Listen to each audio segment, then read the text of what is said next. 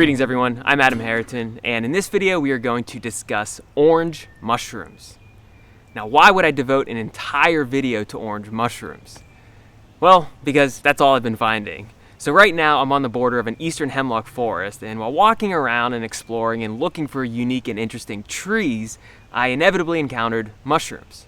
But not just any mushrooms. All 4 mushrooms that I found in a row within a 30-minute window were, oddly enough, orange. So ultimately, I don't think I had much control over this at all. Orange mushrooms appeared, and I took it as a sign from the great beyond to film them. And even though we haven't had a lot of rain lately, the hemlock forests tend to stay cool and moist and shaded, and these conditions are very conducive for mushroom growth. Now, just as a disclaimer, there are lots of orange mushrooms in kingdom fungi, but in this video, I'm only going to cover the 4 orange species that I recently found. It's a little too early for chanterelles and hedgehog mushrooms and many orange lactarius mushrooms, so I'm not going to feature those mushrooms in this video and the hundreds of other orange mushrooms in kingdom fungi. So if I forget to include your favorite orange mushroom, I apologize. But I still think you will have fun learning some fascinating things about the orange mushrooms that I did recently find. Sound good? Let's begin.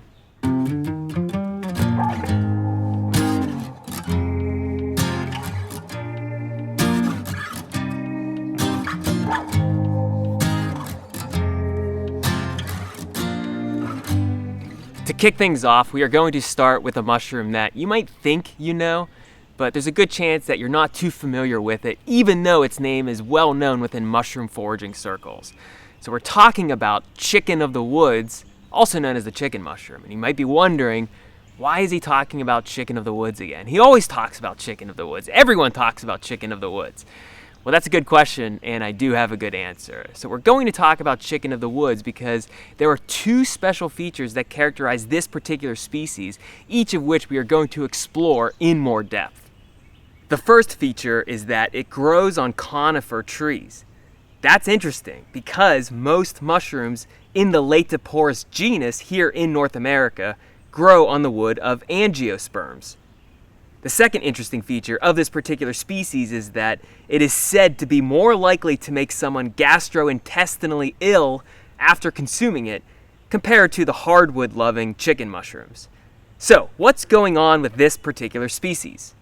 Well, most mushrooms in the Laetoporus genus here in North America are known as chicken of the woods, or the chicken mushroom, or sulfur shelf. All chicken mushrooms were once considered to be one single species, Laetoporus sulphureus. And actually, the original name for chicken of the woods was Boletus sulphureus, which was designated in 1789. Up until the late 1990s, there were only 2 species of Laetoporus recognized here in North America. Laetoporus sulphureus, which included the chicken mushrooms, and another one known as Laetoporus persicyanus. In more recent years, though, ample work has been conducted on the Laetoporus genus, so that there are now at least 6 Laetoporus species recognized in North America. In the northeastern half of the United States and in the Great Lakes region, most people routinely encounter 2 Laetoporus species that grow on the wood of angiosperms, Laetoporus sulphureus and Laetoporus cincinnatus. But there's another species that grows in these regions that grows on the wood of conifer trees. This chicken of the wood species is Laetoporus huroniensis, named after the Huron Mountains in the Upper Peninsula region of Michigan, where the type specimen was collected and described. Laetoporus huroniensis is almost identical to Laetoporus sulphureus. It grows in overlapping shelf-like clusters. It contains bright orange caps and bright yellow pores on the undersurface. The key distinction is that Laetoporus huroniensis grows on the wood of conifers in the Northeast and Great Lakes region, especially on eastern hemlock trees, and especially on older, larger diameter trees. So you are more likely to find the species in more mature forests. Now, in addition to its unique substrate, there is another interesting feature of this mushroom. Laetoporus huroniensis is said to be more likely than a hardwood-derived chicken mushroom to make someone ill after consuming it. So what's all that about? Well, as far as I know, there's no definitive evidence or research proving that conifer-derived chicken mushrooms are more likely to make people ill after consuming them. But if you spend some time in mushroom communities, if you look through some of the mushroom Facebook groups, and if you read some of the commentaries written in mushroom foraging books, you will encounter the caveat that conifer-derived chicken mushrooms either should not be consumed due to its ability to make people sick, or that it should be consumed with caution. Now, I ate this particular Laetoporus huroniensis, and I experienced no ill effects whatsoever. In fact, I found it to be very tasty, and I would consume more of this mushroom if I saw it more often, but I don't find it as frequently as I find the other two hardwood-loving chicken mushrooms. But when I cooked this mushroom, I took all the necessary precautions that I recommend to anyone eating any new edible species. I harvested it when it was young, I transported it and stored it well until I consumed it. I started with a small amount. I cooked this small amount well, so at least for 12 minutes with some fat in a cast iron skillet, and I waited 24 hours before consuming any more. As I said, I experienced no ill effects after eating this mushroom. And if you are lucky enough to find Laetoporus huroniensis, I encourage you to take all those precautions that I just mentioned just to ensure that you don't experience any negative effects. Because it seems that, according to many people, this mushroom is edible, but it's more likely to disagree with people's digestive systems compared to hardwood-derived chicken mushrooms. But also keep in mind that even hardwood-derived chicken mushrooms can make people sick. Not everybody tolerates chicken of the woods. Some people can't tolerate it no matter what it's growing on. So keep that in mind before consuming it if it's your first time consuming a Laetoporus species. Another orange mushroom that's popping up quite prolifically right now is the orange Mycena, Mycena lieiana. Now, it's no surprise that this mushroom is orange because many Mycena mushrooms are brightly colored and many Mycena mushrooms are orange. But this one, Mycena lieiana, is awarded by many people the title of the orange Mycena. So the Mycena genus is rather large. Worldwide, they're estimated to be at least 500 species, probably more, and almost all of them are saprotrophic, meaning they decompose organic material. But a few species are either parasitic or mycorrhizal. So you'll find these species decomposing forest litter, conifer wood, angiosperm wood. You'll see them on logs and sticks and stumps and arising from the soil. Now, members within this genus typically have small fruiting bodies, thin caps, and white spores. And interestingly, many species in the Mycena genus are bioluminescent, meaning either the mycelia or fruiting bodies or both structures emit light. Now, Mycena mushrooms aren't that easy to identify to the species level, but this one, the orange Mycena, is easily identified. It grows in dense clusters on the wood of broadleaf deciduous trees. So even though I found this cluster in a hemlock forest, it was growing from a fallen hardwood tree. When fresh, these mushrooms are incredibly bright orange, though they will fade with age. And when you look under the cap, you see a very distinctive feature of the orange Mycena. Its gills are marginate, which means that the margins of the gills are colored differently than the faces of the gills. Look closely and you will see that the margins of the orange Mycena are darker orange compared to the sides of the gills, which are lighter in color. And if you're wondering about the meaning of the species name, Lieiana, it comes from a Delaware-born merchant-turned-amateur botanist named Thomas Gibson Leah, who spent much of his later life collecting plants and mushrooms, particularly in Cincinnati, Ohio, though he did live in Pittsburgh, Pennsylvania for a while. So to be clear, this mushroom wasn't named by him. It's not like he named this mushroom after him. This mushroom was given the name Lieiana by a friend of his. In addition to the title orange Mycena, people also sometimes refer to this mushroom as Leah's orange bonnet and the golden fairy helmet. This mushroom is not known to be edible, but its orange-yellow pigment, which is known as Lieiana fulvine, has been studied for its antibiotic properties.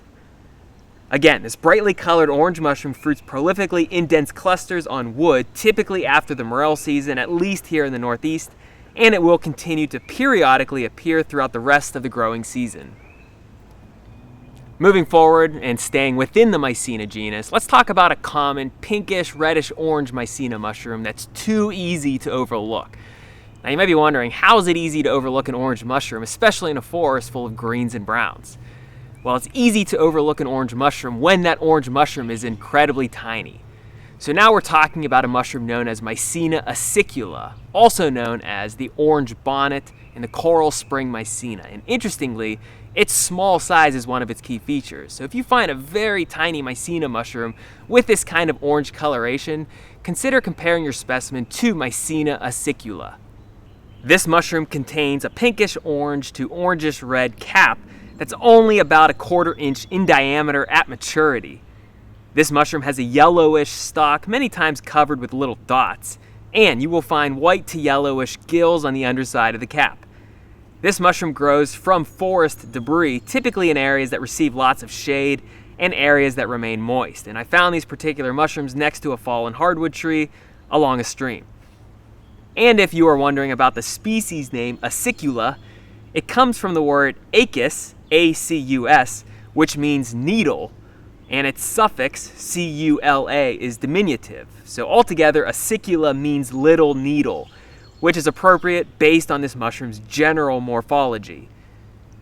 The edibility of this mushroom is unknown, but because of its small size, it wouldn't provide much food value anyway. So it's best left in the forest or taken home if you are interested in studying it further.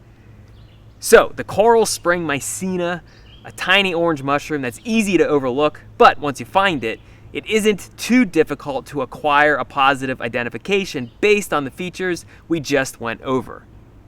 And the last orange fungus that we will discuss in this video is one that's a bit different from the previous mushrooms that we discussed, in that this one is in a completely different phylum of fungi. So taxonomically speaking, it's different, and we can tell just based on the general physical appearance or morphology of this fungus. It doesn't quite look like a mushroom in the traditional sense of the word because it doesn't have a spreading cap and it doesn't really have a prominent stalk. And fungi that look like this are colloquially referred to as cup fungi. And as I mentioned, cup fungi are in a completely different phylum or division of fungi. Chicken of the woods and the two Mycena mushrooms are taxonomically placed within the Basidiomycota division of fungi. This orange cup fungus is placed within the Ascomycota division of fungi, which is the same division of fungi that houses morels, truffles, and brewer's yeast that's used in wine and beer making.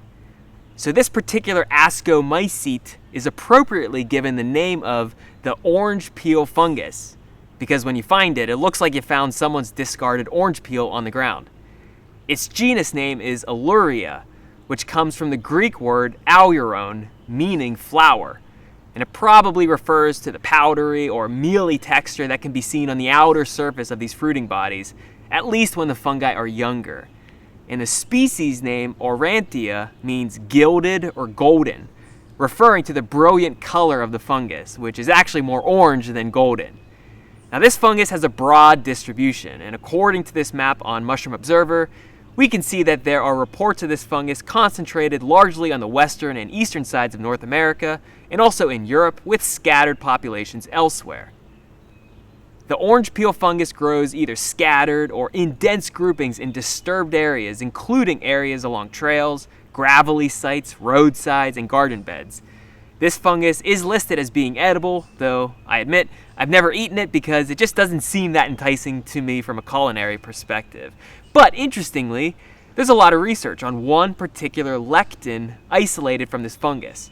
And lectins are carbohydrate-binding proteins that are found in a wide range of species, including plants, animals, and microorganisms.